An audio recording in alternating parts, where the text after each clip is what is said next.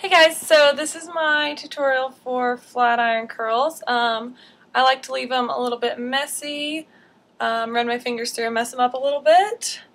So yeah, here it is, pretty easy. I also like to leave a lot of length and just kind of curl my ends back here. So you'll see how it all goes soon.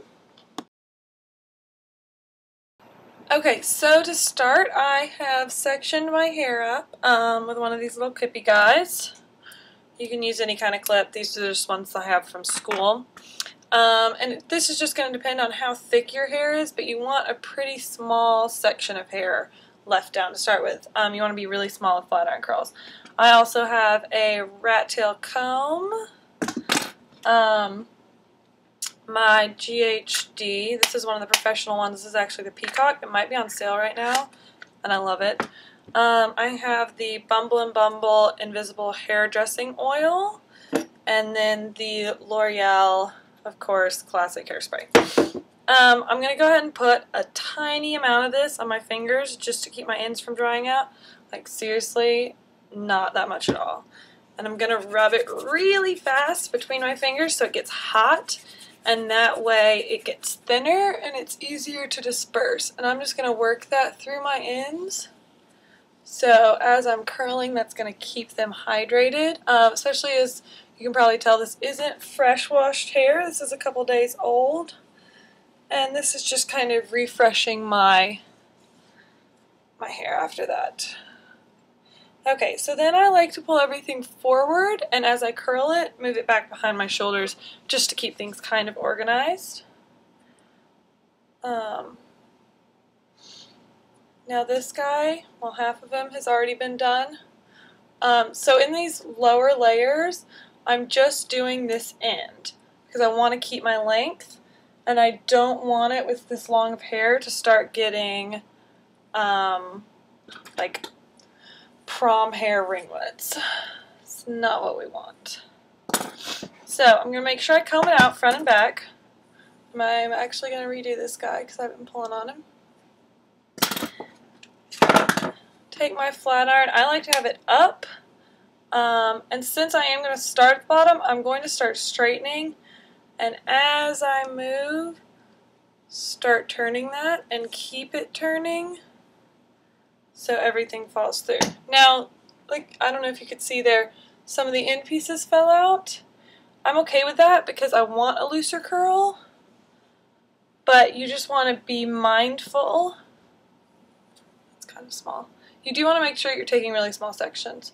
You just want to be mindful of how you're directing the hair through the flat iron to make sure it's staying. So again, putting the flat iron in about pretty close, moving it, and then turning as I move so I don't get a crease.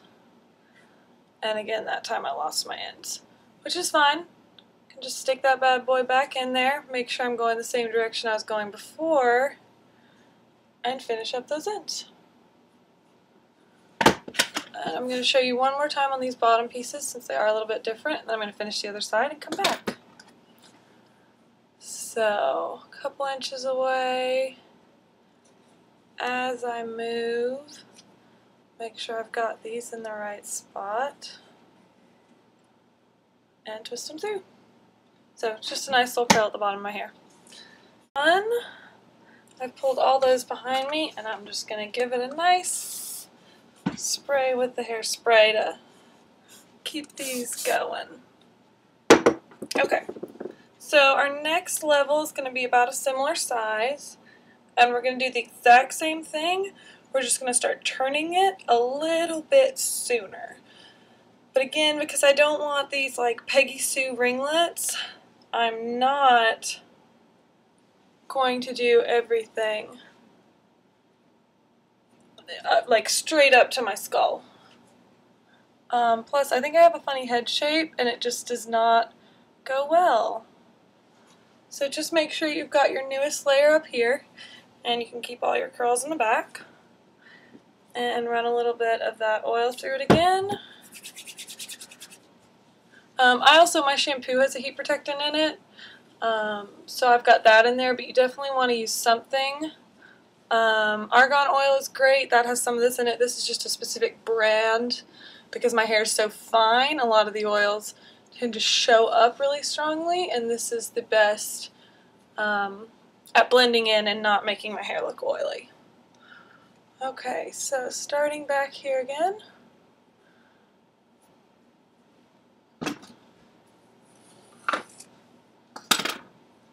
So staticky. So I'm going to start with it around the same place. I'm just going to start twisting it much sooner. Now this is where you really have to be careful of where your ends are going to make sure you get them in the curl. See, so I missed this guy, so I can just pick him back up. I'm really anal about I always run my comb through it.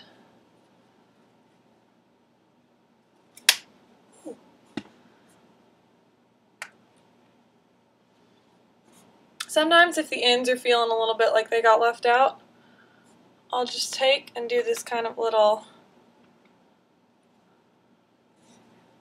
shoop, just to curl it up.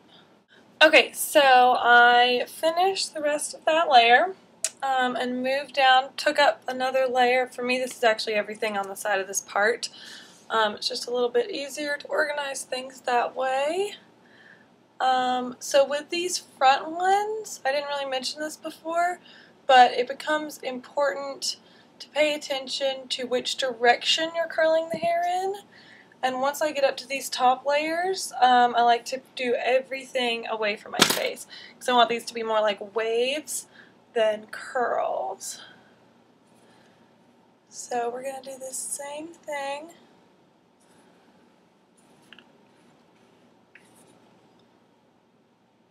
And again, I'm not taking it up too high. There's a little bit more of a wave, a little bit of movement up there, but nothing too shabby. Now something I realized while I was doing that I had forgotten to tell you, if it feels like you're really having to pull and the hair's not gliding through smoothly, you need to take smaller sections. And I know it might feel like you're already taking small sections, but I'm talking about like teeny tiny little sections. Otherwise, that's how you get slowed down, that's how you get your creases. See, even this one's having a little bit of effort. Okay, this one's a good example though of how I can go back through and just pop up that end a little bit. I'm going to find my curve and ta-da!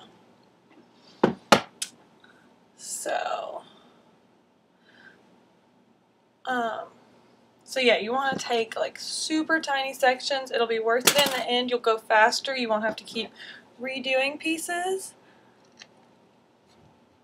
And so with these front pieces, again, I'm curling them all away from my face. So they'll kind of form together in a nice little wave.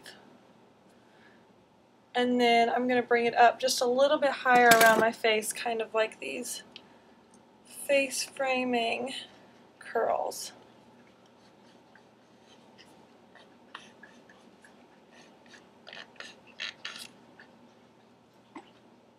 And one more about that high.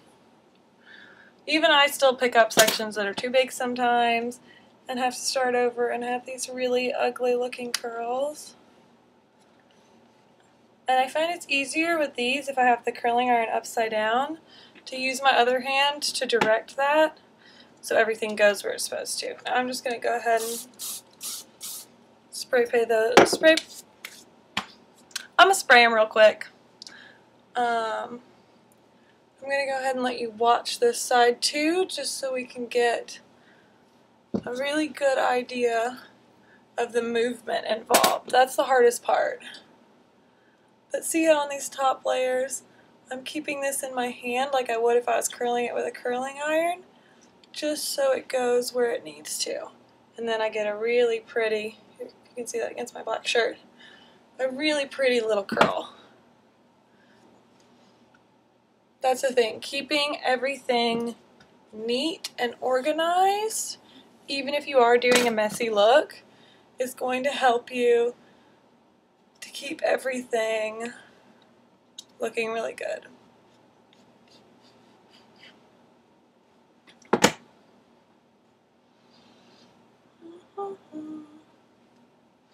So again, see, look how tiny this section is. It's like barely a piece of hair. But it goes so fast that it's worth it.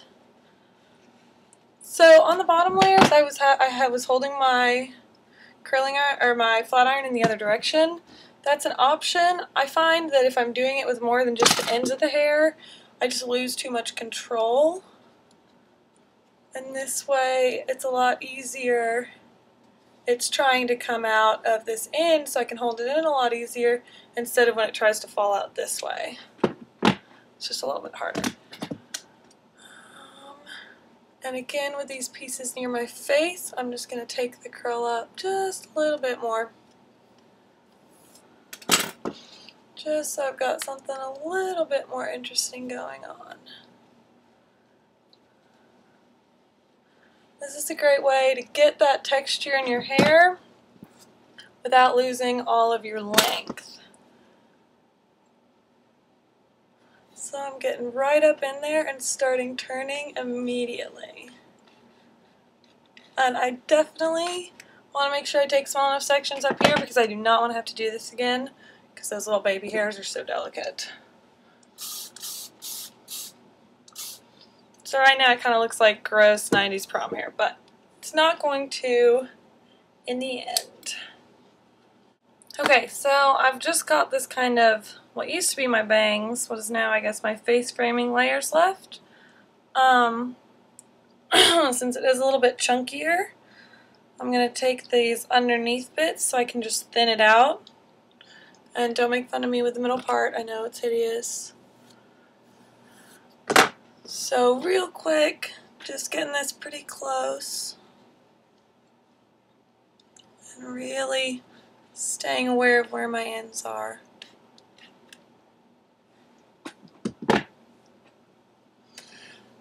I'm actually going to do this in half again. Telling you, the smaller the sections, the happier you'll be. And this has only taken me 20 minutes. So it's really not too bad.